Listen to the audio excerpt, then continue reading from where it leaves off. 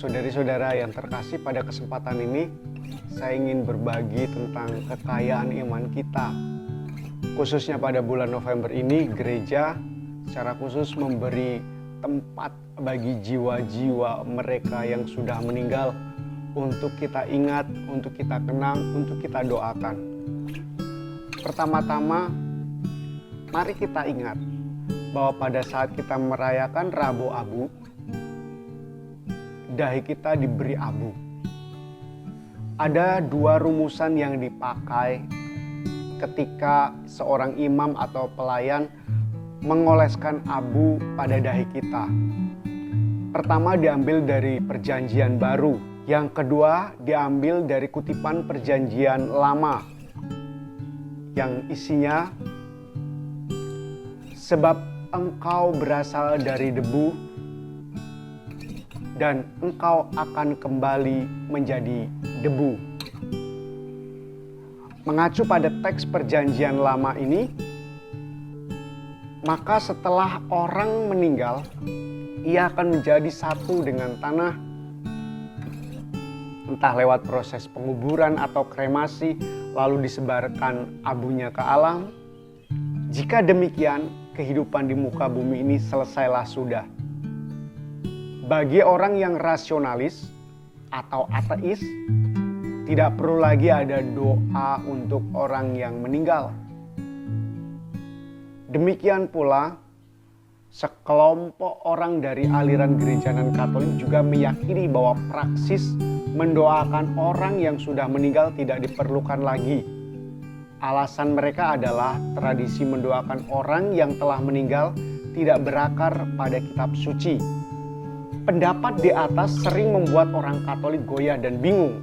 Sering praktek mereka dipertanyakan, tetapi terkadang dasar dan jawaban mereka kurang membuat damai hati mereka.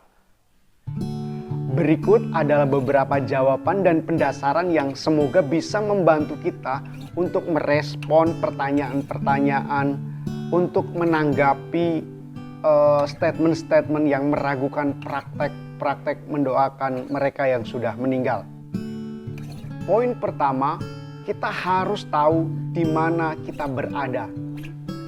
Kita adalah Katolik, dan iman Katolik jelas memiliki beberapa pokok iman yang berbeda dari gereja lain. Oleh karenanya, ajaran iman dan praktek iman gereja Katolik tidak bisa disamakan dengan ajaran iman gereja lainnya. Jika jelas berbeda, maka ukuran dari kelompok non-Katolik tidak bisa dipaksakan harus kita ikuti, amini, apalagi dipraktekkan. Bila orang Katolik dipertanyakan soal ajaran iman dan prakteknya, kemudian responnya ialah ikut-ikutan atau meragukan praktek, maka itu salah. Ikut arus dan menganggap sama saja dengan ajaran agama lain atau indiferentisme adalah sikap yang salah. Katakan, iman gereja Katolik berbeda dengan ajaran Anda. Saya rasa dengan jawaban ini, maka praktek-praktek kita yang tidak sama dengan praktek-praktek mereka, khususnya praktek keagamaan, tidak menjadi soal lagi. Lalu yang kedua, setiap ajaran gereja pasti memiliki dasar iman yang kokoh. Tanda salib, baptis, ekaristi, devosi kepada Bunda Maria, penggunaan air suci dan sebagainya, semua itu memiliki dasar, entah itu dari kitab suci, dasar teologis, ataupun tradisi, ataupun dari pemikiran-pemikiran pendahulu kita. Yakinlah, praktek yang telah dijalankan oleh gereja Katolik berabad-abad bukan kengawuran. 2000 tahun lebih gereja mempraktekkan itu, dan gereja pasti bukan hanya mempraktekkan hal-hal yang sembarangan. Orang Katolik menjadi bingung menghadapi pertanyaan umumnya karena tidak menguasai dasar imannya. Maka penting bagi kita mengetahui dasarnya sehingga kita yakin dan mantap dalam melakukan praktek tersebut. Maka dalam hal ini katekese iman, belajar kembali tentang fondasi iman sangat kita perlukan. Poin ketiga yang perlu kita ketahui adalah tentang roh manusia. Apa yang dikatakan oleh kitab kitab Kejadian tentang penciptaan manusia dan makhluk lainnya. Ketika itulah Tuhan Allah membentuk manusia dari debu tanah dan menggembuskan nafas hidup ke dalam hidungnya. Demikianlah manusia itu menjadi makhluk yang hidup. Intinya ada zat atau hal yang membuat benda mati itu hidup. Bila zat itu tidak ada maka benda tetap mati. Kita menyebut apa yang membuat hidup itu adalah ruh atau nafas atau roh. Rohlah yang diberikan oleh Allah dan membuat manusia hidup. Kalau manusia meninggal, maka roh itu tidak lagi bersemayam dalam dirinya. Dengan pemahaman ini, maka kita tahu bahwa manusia itu bukan hanya makhluk biologis dengan segala bagian tubuh atau emosional, aspek emosi dan perasaan, dan juga intelektual, pikiran dan kemampuan otaknya, tapi manusia adalah makhluk spiritual, makhluk rohani, makhluk yang memiliki spirit, yang memiliki roh. Entah biologis, emosional, intelektual maupun spiritual harus mendapat perlakuan dan asupan yang sesuai dengan levelnya. Misalnya dimensi biologi dengan olahraga dan makanan, dimensi emosi dengan pengandalian diri dan latihan kontrol emosi, dimensi intelektual dengan pendidikan sekolah. Maka aspek spiritual perlu kita isi juga dengan aktivitas rohani keagamaan. Yang keempat, roh setelah manusia meninggal. Dikatakan oleh Yesus pada saat ia melepas ajalnya, "Ke dalam tanganmu kuserahkan roh, hidup, nyawaku." Kematian bagi Yesus adalah menyerahkan roh, menyerahkan hidup kepada Allah Bapa. Setelah manusia meninggal, kemana roh itu akan pergi? Tentu roh akan kembali ke asalnya, yakni Allah. Tetapi roh itu pun seperti seorang bayi.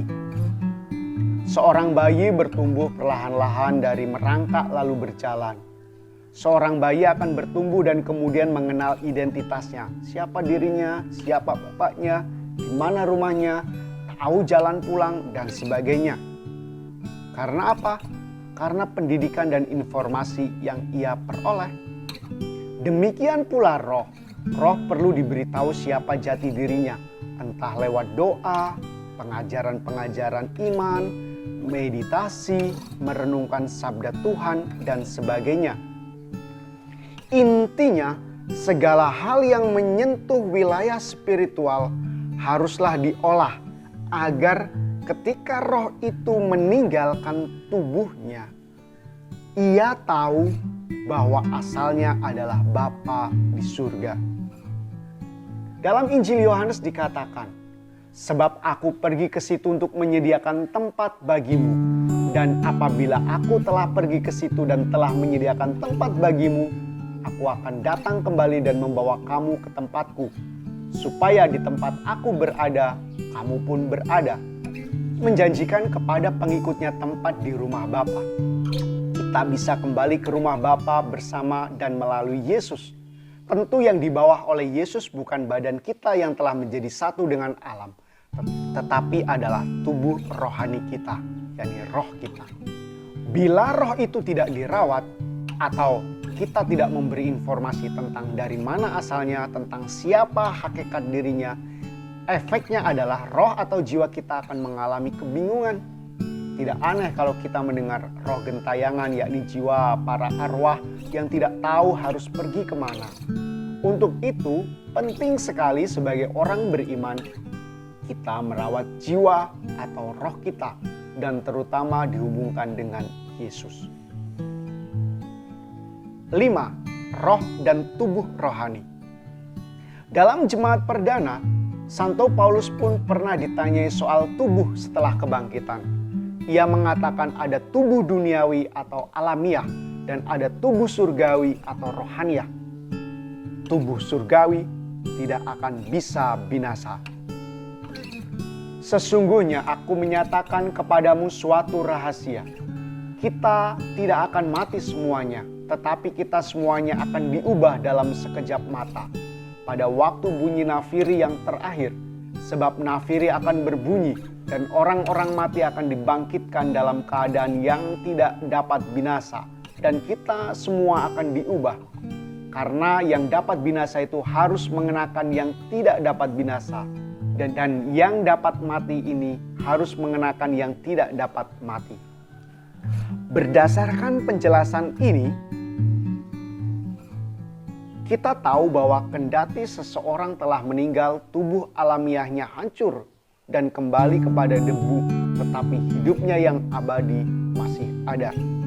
Yang keenam, pandangan gereja tentang relasi tubuh yang di dunia ini dengan tubuh setelah kematian.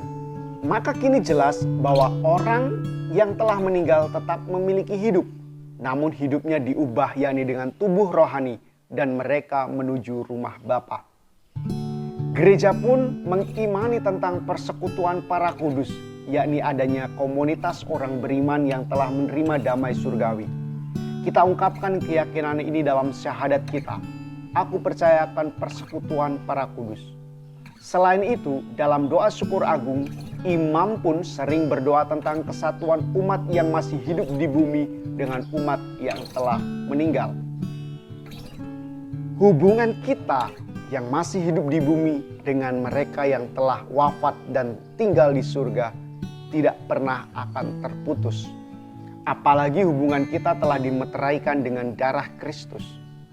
Sebab aku yakin bahwa baik maut maupun hidup, baik malaikat-malaikat maupun pemerintah-pemerintah, baik yang ada sekarang maupun yang akan datang, atau kuasa-kuasa, baik yang di atas maupun yang di bawah, ataupun sesuatu makhluk lain, tidak akan dapat memisahkan kita dari kasih Allah yang ada dalam Kristus Yesus Tuhan kita. Seperti kasih Allah kepada kita yang tidak dapat dibatasi apapun, kematian pun tidak bisa memisahkan kita dari kasih Allah. Mendoakan orang yang telah meninggal entah lewat perayaan 2 November, doa arwah, peringatan kematian, ziarah ke kubur, ataupun meminta intensi dalam misa merupakan bentuk kasih. Kasih itu diungkapkan dengan doa, harapan yang baik untuk mereka yang telah meninggal, supaya diampuni dosa, bahagia di surga, ikhlas, dan sebagainya. Doa untuk orang yang sudah meninggal juga pewartaan bahwa kematian pun tidak bisa memisahkan kita kepada siapapun juga. Tentu Anda ingat tentang kisah seorang yang lumpuh yang diusung dengan tandu oleh 4 orang, dibawa ke bubungan, kemudian diturunkan dari atap untuk bisa bertemu dengan Tuhan Yesus. Dan Tuhan Yesus pada waktu itu melihat iman mereka dan ia berkata, "Hai anakku, dosamu telah diampuni." Dengan iman yang sama kita percaya, Yesus pun akan melakukan pada saudara kita yang telah meninggal dan kemudian membawa jiwa itu ke rumah Bapa. Doa kita yang membawa intensi untuk saudara-saudari kita yang telah meninggal adalah seperti jemaat yang mengangkat si lumpuh itu. Maka kita percaya praktek ini tentu direstui dan sungguh-sungguh sesuai dengan kehendak Tuhan. Saudari-saudara, itulah 6 hal yang mungkin bisa menjadi fondasi bagi kita untuk menanggapi keraguan Anda untuk mendoakan mereka yang telah meninggal. Kita tahu bahwa doa kepada mereka yang sudah meninggal bukan bentuk keraguan kita kepada kuasa Allah, tapi ini sungguh merupakan ungkapan kasih kita, kesadaran kita bahwa hidup kita tidak dibatasi di bumi ini, bahwa relasi kita dengan mereka yang sudah tiada merupakan relasi kasih yang terus terbangun. Semoga ini menguatkan iman Anda. Tetap doakan jiwa-jiwa saudari-saudara kita, orang tua kita, leluhur kita yang telah tiada. Karena itulah bentuk kasih yang paling real dari kita kepada mereka. Tuhan memberkati.